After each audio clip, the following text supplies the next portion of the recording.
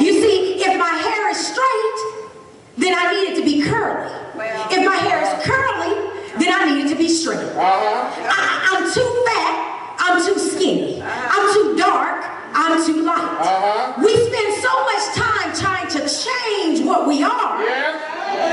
Go ahead, preacher. Perhaps because of what the media tells us we ought to be.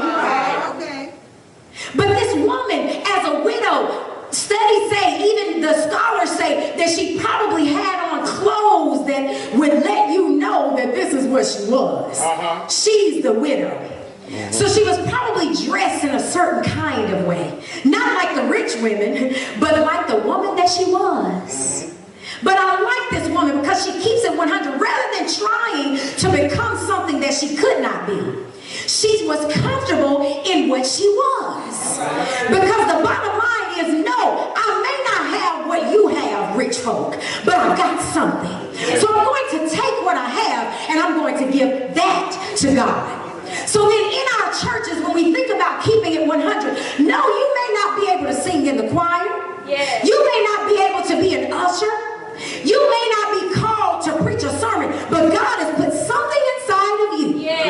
So rather than focusing on what you're not, accept what you are, and let's get moving on growing the church.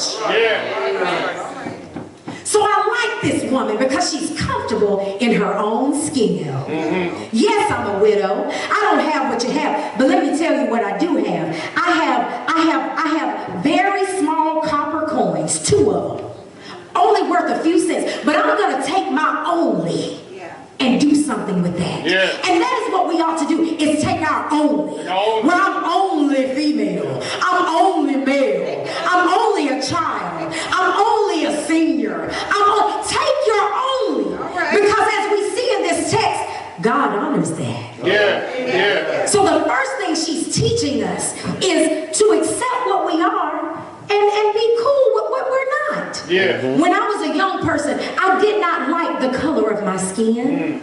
I thought that I was too dark. So I would go and this was when I was in high school, and I would go and I would purchase fading cream because I was so focused on trying to be something that I could not be, trying to be something that the media made me think was right, that I did not embrace the beauty that God had already made me. But when I woke up,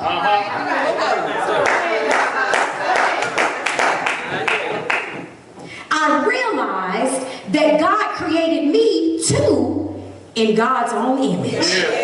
So that means that something that looks like me looks like God. So how can that be ugly? How can that be bad? How can that be dirty? So then I learned to love my blackness. And that's what I love about the AME church. Because you're constantly reminded of a history and a heritage where you're standing on the shoulders of folk, but you can hear them saying, don't just stand on my shoulders, go out and do something. That's all right. So the AME church raises us to a standard. So we have to ask ourselves in the church, are we really keeping it 100? So then the next thing that we see with this woman is that she's giving, and she's giving not because she's being made to do it, but she's giving voluntarily. When was the last time we really took the opportunity to give as a volunteer? Not out of obligation, not out of fear, but because you know what? I'm going to do this because I'm going to do this. I don't have to think about it or write a paper about it. I'm going to do this. And this is what this woman is doing. She just did it. You see, when you really want to do a thing, you just do it. Think about how hunger is. We all know that we're here for a luncheon. So we know that just as soon as I stop talking, we're going to get to fill our bellies.